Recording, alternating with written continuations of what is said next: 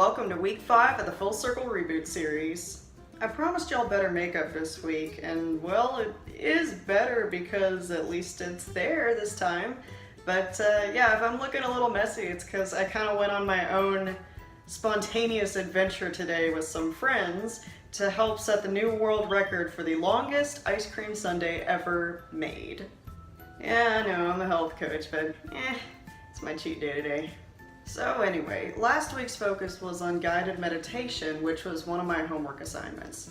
I took myself through the same guided meditation that I would take you through if you were one of my clients, and that's the one designed by Health Coach Institute that's called a mental rehearsal. I've taken a couple of practice clients through it so I could see the good potential that it had for motivating people, but even so, I still underestimated just how powerful it would be.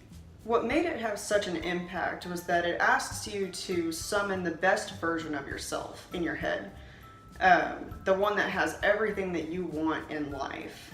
And you'd think that it wouldn't really be that difficult to do because you know what you want. But from my experience, I actually found this was pretty difficult to do, and it required a lot of concentration. Once I pulled that image up in my head and spent some time with it, it was amazing how close I felt to my life goals, even the ones beyond this program. It was like I'd been running and running forever, and my lungs were aching, my muscles were fatigued, but I finally rounded that last bend and could see the finish line. And if you've ever taken a gym class, you remember how if you were forced to run a mile, when you saw how close you were to the end, you get that sudden burst of energy and you just start sprinting toward the finish line so you could get that run over with. Or maybe not, but you see my point, right? So, guided meditation, check.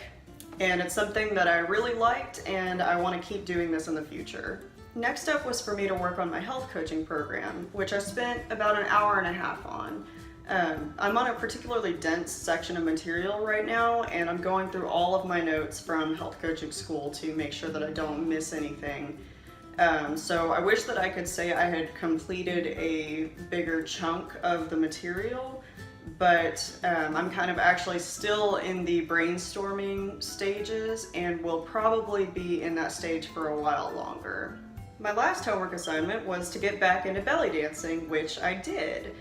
As of today, I have a mere 4 practice sessions left to prepare a piece for the upcoming Hafla, and I'm panicking a little bit, so yay for potential improvised dancing, but not really because I kind of suck at that. Yeah, seriously, look at this, what am I doing? Oh God, turn it off. When I am on my game and have choreography, which I usually have at least 24 sessions to dedicate to instead of just 6, I dance somewhat better than average, but still awkwardly.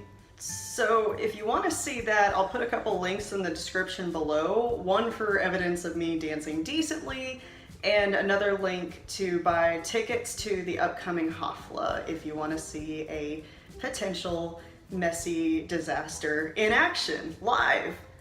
Either way, good times.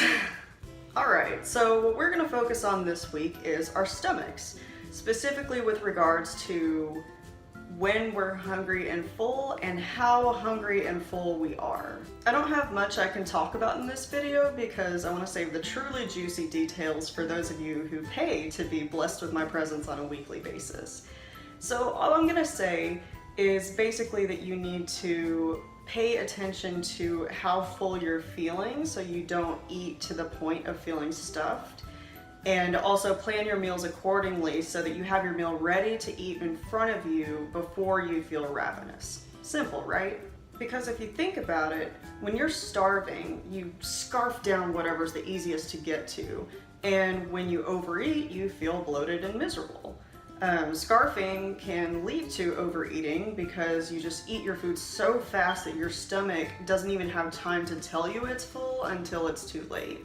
The experiment I'll be doing this week with regards to that is timing my meals to see if I'm scarfing food down or if I'm taking my time.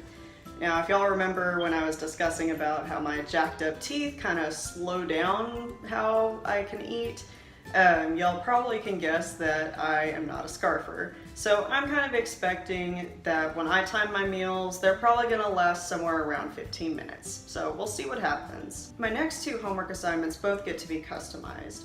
Now, since I just added a new exercise onto my workout schedule this past week, I'm gonna let that goal have a rest and focus on my other 2 big program goals, which were to learn new things and to design that new health coaching program. For designing the program, I'd like to spend at least another hour on that, so that's homework assignment number 2.